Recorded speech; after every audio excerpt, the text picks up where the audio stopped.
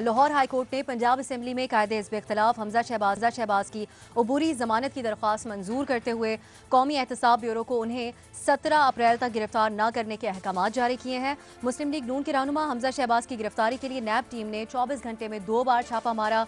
हमजा शहबाज के वकला ने नैब टीम की कार्रवाई पर लाहौर हाईकोर्ट में मुतफर्रिक दरख्वास्त दायर की। हफ्ते के रोज मुकदमात की समात न होने के बायस हमजा शहबाज के वकला ने चीफ जस्टिस लाहौर हाईकोर्ट से मुलाकात की और इस मामले से उनको आगाह किया। हमजा शहबाज के वकला ने चीफ जस्टिस लाहौर हाईकोर्ट को बताया कि नैब की टीम उनके मौकिल को घर में घुसकर गिरफ्तार करना चाहती है। इस मामले से इलाके में अमन व अमान की सूरत-ए-हाल खराब होने का खदशा है, लिहाजा नैब को इस गिरफ्तारी से रोका जाए। चीफ जस्टिस लाहौर हाईकोर्ट ने हमजा शहबाज के वकला की दरख्वास्त पर अपने चैम्बर में दरख्वास्त की समात की थी और अबूरी हुक्म उस वक्त जारी किया था। पहले 8 अप्रैल तक उन्हें गिरफ्तार न करने के अहकाम दिए थे और फिर उसके बाद अब 17 अप्रैल तक गिरफ्तार न करने के अहकाम दिए गए हैं। वज़ीर आज़म इमरान खान और तहरीक इंसाफ के रहनुमाओं की जानिब से फैसले को शदीद तनकीद का निशाना बनाया जा रहा है। तहरीक इंसाफ के रुकन फिरदौस आशिक आवान ने नया पाकिस्तान में गुफ्तगू करते हुए क्या कहा, आइए सुनते हैं। जो रिलीफ हमजा शहबाज शरीफ और शरीफ फैमिली के लिए है, वही रिलीफ जो है वो हम तो खुश है इस बात पे कि जब कोई अरेस्ट वारंट किसी मुल्ज़म के जारी हो तो अदालतें जो है वो हर मुल्ज़म को फिर प्री बेल अरेस्ट वो अदालत में पेश भी ना हो, घर के 5 स्टार ड्राइंग रूम में बैठे और वो उसको बेल अरेस्ट ना करने के लिए अदालती अहकामात मिल जाएं, तो ये सबके लिए होना चाहिए। हम यकसा निजाम की बात कर रहे हैं। इस बात पे किस तरह 22 करोड़ अवाम को मुतमिन करेंगे तलाल साहब कि पाकिस्तान की तारीख में आज तक कभी ऐसा हो कि प्रोटेक्टिव बेल किसी भी मुल्ज़म की वो घर के ड्राइंग रूम में बैठा और चीफ जस्टिस साहब अपने ड्राइंग रूम में वो ग्रांट कर दें। पीटीआई के दीगर रहनुमाओं की तरफ से भी फैसले पर तनकीद की गई है। अब सवाल ये भी पैदा होता है कि मुस्लिम लीग नून के रहनुमा माजी में जब अदालती फैसलों पर तनकीद करते थे तो तौहीन अदालत के नोटिस जारी होते थे, कई पे कार्रवाई भी आगे बढ़ी, तो अब तहरीक इंसाफ के साथ क्या मामला पेश आएगा, इसी पर गुफ्तगू करेंगे अपने पैनल से। सवाल पहला इस तरह से है, लाहौर हाईकोर्ट ने 17 अप्रैल तक नैब को हमजा शहबाज की गिरफ्तारी से रोक दिया। अदालती फैसले पर तहरीक इंसाफ के रहनुमाओं की शदीद तनकीद, क्या उन पर तौहीन अदालत लागू हो सकती है, हाँ या नहीं? सबसे पहले सलीम साफ़ी साहब की तरफ जाएंगे। साफ़ी साहब, वैसे भी अदालती फैसलों पर हमेशा सियासतदानों के अलावा भी हर कोई ज़रा मोहतात अंदाज में ही गुफ्तगू करता है, तो क्या वजह है पीटीआई के रहनुमा एहतियात नहीं कर रहे? एक तो मेरे ख्याल में हमजा शहबाज को इस हफ्ते हमने इतना याद किया है कि इतना उनको घर वालों ने भी याद नहीं किया होगा। दूसरी बात यह है कि मेरे ख़्याल में हमारे और कौम के वक्त का इससे बड़ा ज़िया और क्या हो सकता है कि ये इतने मुअज़्ज़ज़ लोग जो है फिरदौस आशिक़ आवान के बयान पे तबसरा करें। और तीसरी बात यह है कि मैं तो कानून को नहीं समझता, ये तो अदालत को ख़ुद देखना है कि कौन सी चीज़ उसकी तौहीन के मुतरादिफ है और कौन सी नहीं है। तो मैं तो इसमें फ़ैसला नहीं कर सकता। बाबर सत्तार साहब कानून को समझते हैं, वो बता देंगे कि तौहीन अदालत के ज़मर में आते हैं या नहीं आते। ठीक से बाबर साहब, हम वैसे ये सजेस्ट बिल्कुल नहीं करें कि ऐसा कुछ होना चाहिए, लेकिन सिर्फ आपसे ये जानना चाहेंगे कि पहले बयानात देने में बहुत एहतियात किया करते थे और नून लीग के बहुत से रहनुमाओं को तौहीन अदालत के नोटिस भी जारी हो चुके हैं, तो पीटीआई के रहनुमा क्यों एहतियात नहीं कर रहे और इनके लिए क्या नतीजा हो सकता है इसका?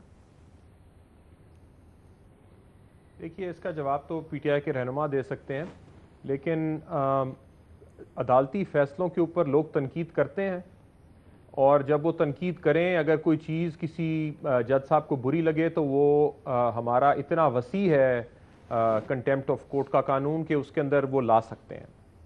लेकिन इससे पहले भी हमने कंटेम्प्ट ऑफ कोर्ट की प्रोसीडिंग्स देखी, ज़ुबाबंदी के लिए इस्तेमाल हुई, प्रेस की ज़ुबाबंदी के लिए भी इस्तेमाल हुई, पॉलिटिकल वर्कर्स और लीडर्स की ज़ुबाबंदी के लिए भी इस्तेमाल हुई। मेरे ख्याल से कंटेम्प्ट ऑफ कोर्ट का ये मकसद नहीं है।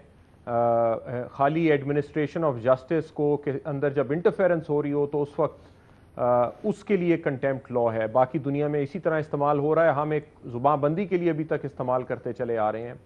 जब नून लीग सियासी मुकदमे जब भी जाएंगे अदालतों में, उसके ऊपर सियासी प्रेफरेंसेस के ऊपर बेस्ड तबसरे आएंगे, उसके ऊपर आप कंटेम्प्ट अगर इस्तेमाल करेंगे तो उसके ऊपर भी क्रिटिसिज्म होगा। इससे पहले भी ये हुआ, इसके बाद भी ये होगा। जब पीएमएलएन के लीडर्स के ऊपर ये कंटेम्प्ट लॉ इस्तेमाल किया गया, मेरे ख्याल से उस वक्त भी गलत था, और अगर अब इस्तेमाल किया गया किसी फैसले की तनकीद के ऊपर, पीटीआई के लीडर्स के ऊपर, तो वो भी गलत होगा। मेरा ख्याल है हमें अपना कंटेम्प्ट लॉ रिव्यू करने की ज़रूरत है और फ्री स्पीच जो है वो अंडरमाइन नहीं होनी चाहिए अगर कोई तबसरा करे भी कानूनी फैसलों के ऊपर। नहीं होनी चाहिए। महमल, पीटीआई ने एक जमात के तौर पर हमेशा अदालती फैसलों का एहतराम किया है। मेरा जवाब नहीं में लिख लें आप। नहीं में सलीम साफ़ी साहब नहीं में जवाब दे रहे हैं। महमल, जो पीटीआई ने हमेशा अदालती फैसलों के ऊपर मौक़िफ़ भी यही अपनाया है कि हम बहुत इज्जत और एहतराम करते हैं। हमजा शहबाज पे जो केस है वो तो अपनी जगह पर है और उसमें यही कहा जा रहा है कि उनके लिए मुश्किलात बढ़ेंगी, तो पीटीआई के रहनुमाओं को ऐसे तबसरे करने चाहिए? देखिए अफसा, मैं भी इसमें नहीं का ही ऑप्शन लूँगी और उसकी वजह ये है कि देखिए जो फैसले होते हैं और ख़ास तौर पे सियासी मुकदमों के, वो एक तरह से पब्लिक प्रॉपर्टी होती है। मतलब खैर कोई भी फैसला है एक्चुअली तो पब्लिक प्रॉपर्टी ही होती है, उसके ऊपर हम उससे एग्री करें डिसएग्री। हम भी इधर बहुत सारे फैसलों के ऊपर, हम जो सारे बैठे हुए हैं इस वक्त, हमने भी कई फैसलों से एग्री किया, कईयों से डिसएग्री किया। अगर इस चीज़ के ऊपर कि हमें वो फैसला नहीं पसंद आया तो हमें अदालत अगर बुला लेती है कंटेम्प्ट के ऊपर, तो ये सही बात नहीं होगी। देखिए अनलेस के बिल्कुल ही जज साहब के ऊपर इस तरह से इल्ज़ाम लग रहा हो कि इन्होंने कुछ किया या उनके इंटेंशन या उन्होंने कुछ लेन देन किया या इस तरह की कोई चीज़, तो फिर जाकर तो फिर भी थोड़ी सेंस बनती है कि अगर वो कोई एक डेफेमेशन की चीज़ हो जाए। लेकिन सिर्फ क्रिटिसिज्म के ऊपर, और जैसे बाबर ने भी बात की कि नून लीग के बहुत से लीडरान के ऊपर सिर्फ कि उन्होंने फैसलों पर तनकीद की थी, उनके ऊपर कंटेम्प्ट लग गई और उनको गिल्टी भी कईयों को करार दे दिया गया।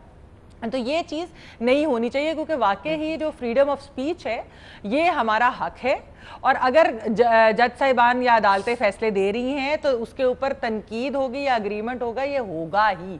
इसलिए इस चीज़ के ऊपर जो उनको कान नहीं धरने चाहिए और रिएक्ट नहीं करना चाहिए।